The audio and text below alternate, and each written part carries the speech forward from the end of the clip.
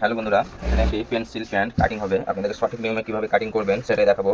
আপনারা হয়তো কাটিং করছেন, দেখতে নিচে সাইডে টেনে যাচ্ছে কিংবা সাইডে, তার জন্য আপনাদের সর্বপ্রথম আয়রনটা মেরে নিতে হবে। কাপড়টি যা টানা টেনে নেবে আয়রনে, এইভাবে প্রেস করে আয়রনটি মেরে নেব।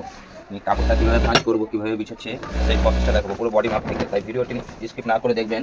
অবশ্যই যারা নতুন আছেন ভিডিওটি দেখেন, আপনি শিখে যেতে পারবেন। এটা এখন খুব ট্রেন্ডিংয়ে চলছে এবং খুব এই দেশটি ভাইরাল। আমার কাছে প্রায় কাস্টমার এই প্যান্টটি করে থাকে, না হলে 100-তে মোটামুটি 70-80 পিস হয়ে থাকে 100 পিসের মধ্যে। তার জন্য এই প্যান্ট কাটিং আপনাদের সামনে শেয়ার করবো। দেখেন এই প্যান্টটি বিভিন্ন রকম ডিজাইনের হয়ে থাকে, কিন্তু কাটিংটা একই রকম হয়। এবারে ডিজাইনের যখন কাটিং হয় সেই হিসাবে কাটিং করবেন। তাই যে মাপগুলো প্রসেসটা একই, তাই প্রসেসটা দেখবো আপনাদের সামনে। তাই ভিডিওটি দেখেন। সর্বপ্রথম আমি ওপরে একটি দাগ মেরে নেবো কাপড়টা সোজা করার জন্য। আপনি তো চাইছেন একসঙ্গে রবার করবেন, পুরো রবার, তাই একসঙ্গে দাগ মেরে নেবো। এটা 2 ইঞ্চি, আমার এটা রাবার হয়ে যাবে। আর চাইছেন হাফ বেল হাফ রবার, তখন এটা আলাদা সিস্টেম রাখবেন। মানে এটা আমি যেহেতু একসঙ্গে হচ্ছে ওটা মাইনাস করে রাখবেন। আর এই সাইডে 1 থেকে 1 ইঞ্চি ভিতরে দাগ মেরে নেবো। এখানে আমি হিপ সাইজ আছে আমার 35, 4 ভাগ করার পরে আর অতিরিক্ত 2 ইঞ্চি। ঠিক আছে, হিপ সাইজের পরে 2 ইঞ্চি। এই সেম দাগ এই সাইডে যা এসছে এই সাইডেও মেরে নেব। এই সাইডে মেরে নিলাম, এখানে 2 ইঞ্চি 3 ফুটো এক্সট্রা দাগ মেরে নিলাম। মেরে নেওয়ার পরে এই দাগটিকে সোজা করে নিলাম। দেখেন সামনা পাতের জন্য এখানে হাফ ইঞ্চি বসাবো। ঠিক আছে, এটা ফ্রন্ট পাত। আর পকেট যত করতে চান, পকেটে মোটামুটি 2.5 ইঞ্চিতে মার্জিন, 6 ইঞ্চি পকেটের মুখ। তারপরে আপনি লম্বা দাগটিকে মেরে নেবেন। লম্বা আমার প্রয়োজন 37 ইঞ্চি, 37 ইঞ্চিতে দাগ মেরে নিলাম। আপনি চাইলে ডিজাইন তখন মাইনাস করে কাটিং করবেন। আমি যেহেতু এটা শুধু সাইড কাটা হবে তার জন্য এইভাবে মেরে নিলাম।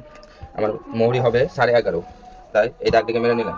এবারে এই দাগটিকে শুরু করছি, 13 আছে, এটিকে হাফ করলে হবে 6.5, 6.5 দাগ মেরে নিলাম। এবারে এই সাইডে এটা দেখে নেব কত আছে, 7.5, এখানে 1/4 ইঞ্চি কম করে দাগ মারবো, 1/4 ইঞ্চি। ঠিক আছে, আর এটাকে দুই সাইডে হাফ করে নেব, তার হাফ এখানে মারবো। দেখেন 3 100 কম, 3 100 কম, 6.5, তাহলে আমার 11.5 হয়ে গেল। 11.5টা হয়ে যাওয়ার পর আমি ওইভাবে স্কেলটা রাখবো। দেখেন স্কেলটাকে যেভাবে রাখছি এভাবে আপনিও রাখবেন। আর দেখেন এখান থেকে স্কেলটাই প্রথম, তারপরে এদিকটা এইভাবে নিয়ে নেবেন। আর সেলাই মার্জিনের জন্য এইখানটায় দাগ মারছি। দেখেন এটা হবে আমার সেলাই। এখানে অতিরিক্ত মার্জিন নেবো, ওটা কাটিংয়ের সময় আমি টেনে নেবো। এই সাইডটা এইভাবে ঘুরে নিচ্ছি। এবার আমি কাটিংটা করছি। দেখেন উপর থেকে শুরু করবো কাটিংটি, খুব সহজ। ব্যাকটা কীভাবে কাটিং করছি দেখেন, ব্যাকের কাটিংটা একটু আলাদা রকমভাবে কাটতে হবে, 4 সাইড বাড়াতে হবে। দেখেন এই সাইডটা মার্জিন নিলাম, পরবর্তীর জন্য আমার সেলাই মার্জিন এখানে হবে, এটা এক্সট্রা মার্জিন। ঠিক আছে, এইভাবে কাটিং করবেন, আপনার অনেকটা সুবিধা হবে। ব্যাক কাটিংটাও দেখাচ্ছি দেখেন। আর ভিডিওটা অবশ্যই একটু শেয়ার করে দেবেন যাতে অন্যরা দেখতে পায়। আর ভিডিওতে যখন আপনি দেখতে শুরু করেছেন একটা কমেন্ট রাখবেন, পরবর্তী ভিডিও করতে আমাদের উৎসাহ জাগায়।